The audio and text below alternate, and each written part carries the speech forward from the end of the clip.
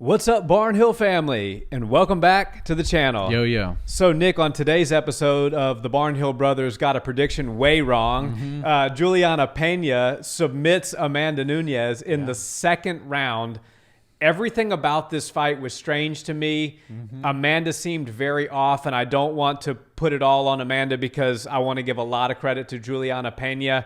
But what are your thoughts on this just wild fight? Man, you know, if you go on the internet right now, you're seeing a lot of people talking to each other, and on these forums, you're seeing people go, this is the biggest upset in sports history. And while I don't want to go that far, I think there's some crazy moments, you know, Miracle on Ice, and, you know, there's some other really, really epic stories of the underdog. Buster Douglas. Yeah, Buster Douglas. That sort of stuff might still take a front seat in front of this fight, but the fact that people are talking about it means that this fight absolutely deserves a seat at that table as far as biggest underdogs ever. Some guy lost, bet $300,000+ on Amanda Nunes and lost every bit of it. He probably had a pretty rough night in Vegas if that's where he was. He didn't even watch the main event. He was so disgusted he turned the TV off before Dustin walked out. Yeah, he probably threw up in his own lap. But it was really, really crazy. You know, even walking out and entering the cage and running around the cage, Julianna Peña seemed so nervous. Yeah. And I've seen her in the cage not look near as nervous as that. I've seen, you know, everybody gets that sort of feeling, but usually you can put a poker face on and the body language won't be so obvious. But I was going, oh my God, this girl looks like she's going to get eaten up by this moment. And then Amanda came out and looked like Amanda of old. Like we've always seen Amanda come out and she's in a good mood, she's in high spirits, and she feels good.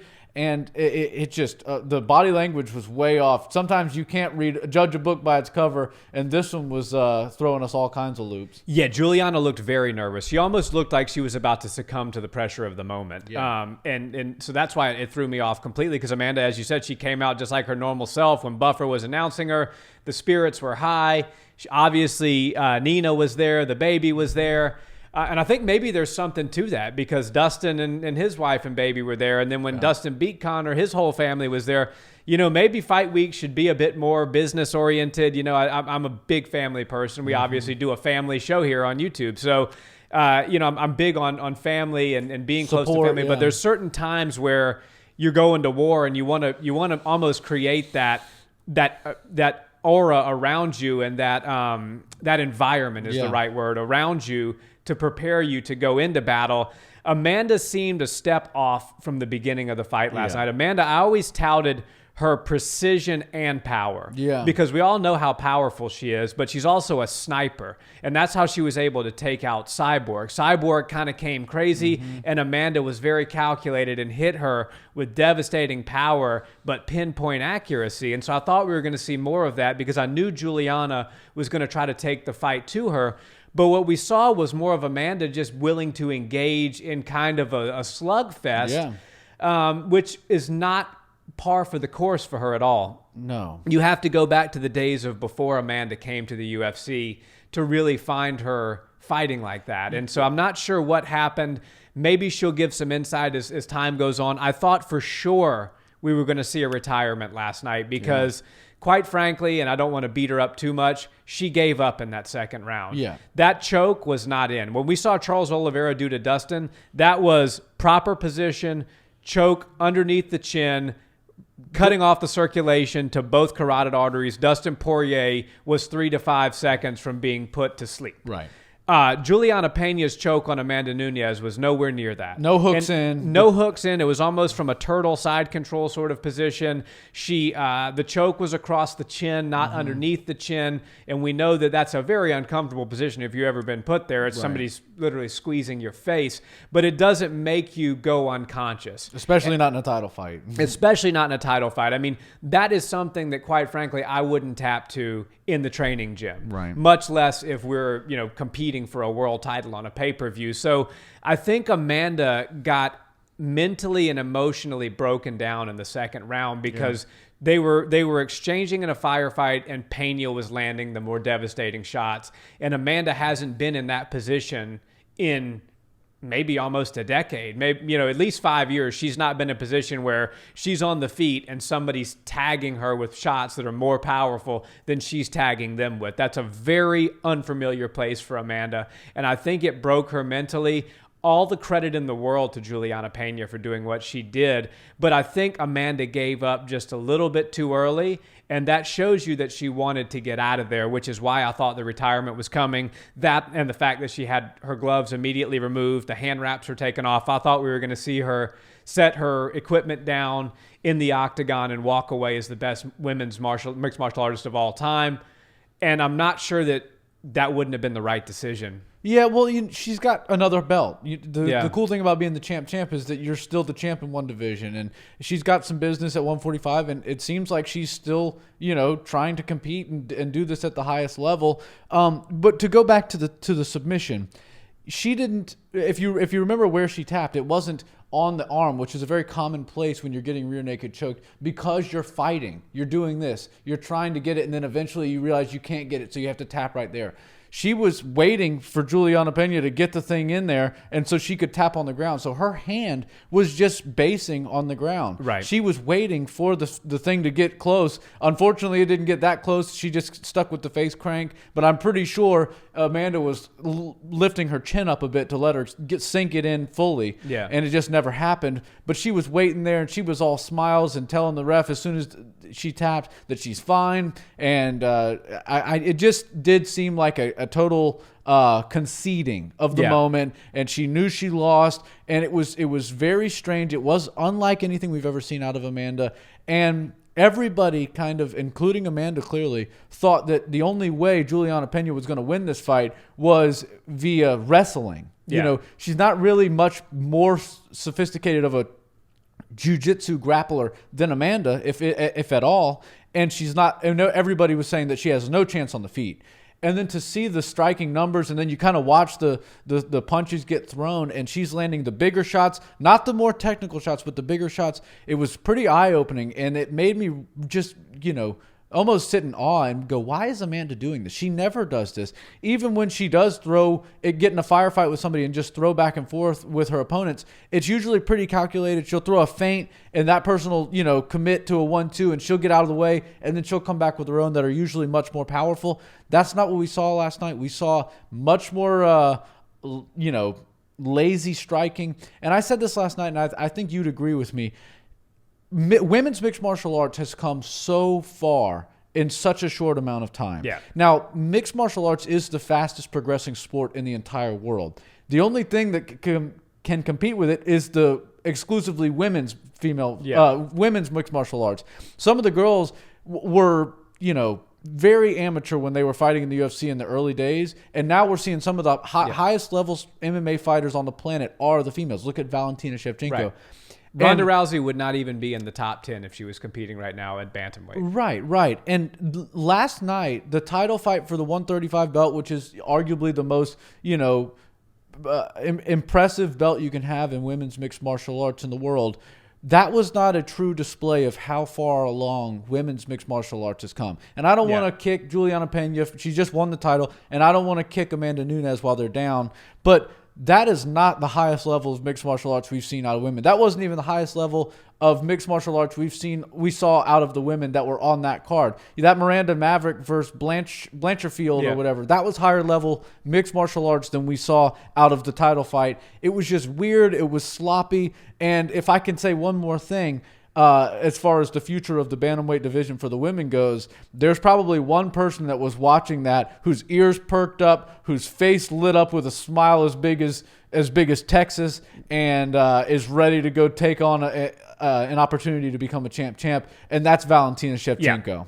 Yeah, Valentina Shevchenko beats Julianna Peña again if she fights her. I mean, she's already submitted her once. And she beats Amanda Nunes. If Amanda Nunes comes anything similar to that we saw last night, Valentina gets her out of there. Yeah, no doubt about it. I mean, Valentina Shevchenko, as you talk about the levels of women's mixed martial arts, Valentina Shevchenko is as good a striker as the UFC has, full stop, period, men, women, whatever. Right. She is absolutely one of the best strikers in the entire sport. For sure. And she would have tagged both of them last night. I mean, I think the debate on would Amanda beat Valentina, if they were to do a third fight, is hotter than ever, because Right. I think the answer, everybody said no, or most people said no up until last night. And I don't know who would say no anymore, because Valentina over the last several years has proven herself to be an absolute assassin. Yes. And I think you're absolutely right. I think Dana White's phone has probably already rung this morning. Julianna Peña is an opponent that she already defeated, and she defeated her by submission, by the way. And Valentina is not known for her submission. So I would favor Valentina heavily in that fight. But, this was Julianna Peña's night, so I want to shine her up a little bit, even though I think the level of the competition, you're right, we have to call it how we see it. It just wasn't that high level. No. And the striking was just, let's stand in a phone booth and punch each other in the face until somebody breaks. And, that's not my favorite thing to see. And we talk about the Chandler versus Gaethje fight from an entertainment standpoint, from the, oh, wow, oh, my God, that type of deal. It's incredibly entertaining. Right. But I prefer, me as a mixed martial arts fan, a fight more along the lines of Peter Yan, Corey Sandhagen. Yeah. And to me, that's more entertaining because it's more high level. Right. And what we saw last night wasn't exactly that. But, anytime you finish the Lioness, you deserve all the praise in the world, even if it was kind of a quick tap. And I think Julianna had the right game plan. And I think the game plan it means a lot when you take on somebody who seems to be unbeatable. And I think Deontay Wilder losing to Tyson Fury is the perfect example of that. Yeah. Deontay Wilder was the guy that every time somebody squared off against him, they would be shy. They would be on their back foot, almost wincing, because it's like, God, I know this kill shot's coming at some point, and I'm just trying to brace myself for it. Right. Tyson Fury said, I'm coming across the cage. I'm going to put him on his back foot, and I'm going to start punching him in the face and make him answer for it. Yeah. And what you found is sometimes when you take the fight to the bully, they don't really know what to do. And I think that's kind of what happened. So even though Julianna Peña's striking that she took Amanda out with last night wasn't the crisp, most beautiful combinations we've ever seen in the UFC, it was effective because the game plan was right. Yeah, and it was weird because I said it last night during the fight. Amanda looked slower than she's ever looked. Yeah. I remember Amanda to be a fast striker, kind of a in and out, pretty quick person, both with her hands and with her footwork. She looked like she had concrete shoes on and was throwing ones and twos at a snail's pace, and so did Julianna, to be completely fair. I think Julianna did what she had to do. She beat the number one person in the world. It's not can you beat everybody on the roster at that night. It's can you beat the person with the belt. She did. She deserves it. She is the world champion.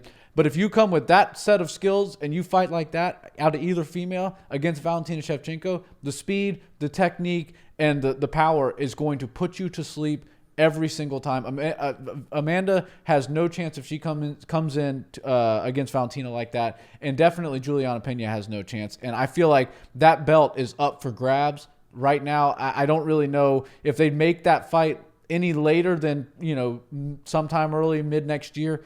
It might not be around Julianna Peña's waist. I think if this belt, now that Amanda's not got it, it might play musical chairs for a little while, because I think the playing field is pretty even. We all thought Amanda was just head and shoulders above everybody, and then there was just a group of girls that had no chance really. Julianna Peña proved us wrong. She proved that she is the best in the world right now, and it's a close margin between her and Amanda Nunes, and all the girls right there are probably closer than we had anticipated and thought. But Valentina Shevchenko shows us every single time she steps in there that her skills and technique are actually way above all these other girls.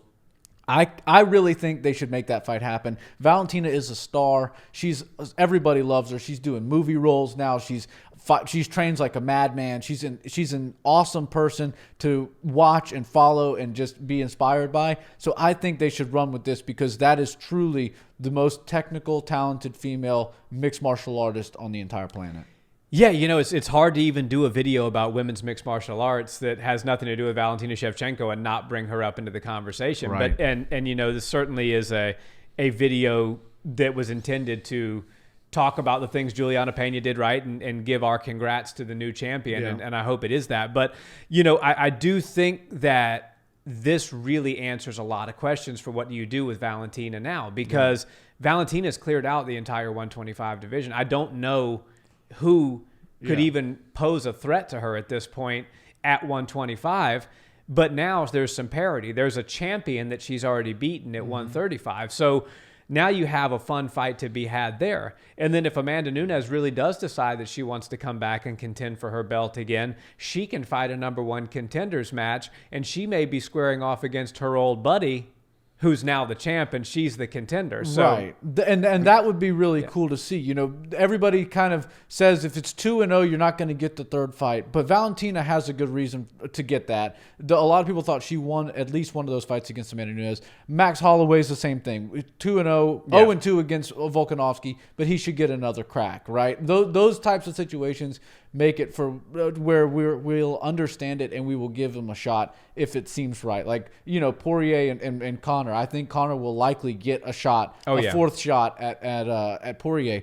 But the best way for this to happen is if Valentina comes in, makes easy work of Julianna Peña, Amanda Nunes positions herself to become the next title contender, and then we get to see a battle for the bantamweight title, which belongs to Amanda Nunes, not currently, but she is the queen of the bantamweights.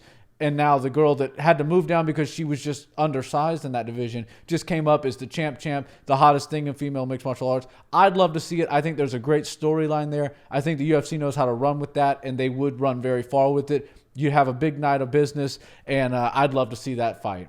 Absolutely. Me too. Well, guys, let us know in the comments, what did you think? And congrats to the new champ, Julianna Peña. Certainly not the outcome Nick or I expected, but a great performance nonetheless. And so let us know. We always love chatting with you guys in the comments. If you haven't already, a like on the video and a subscribe to the channel is much appreciated. And until the next one, have a wonderful day. Peace.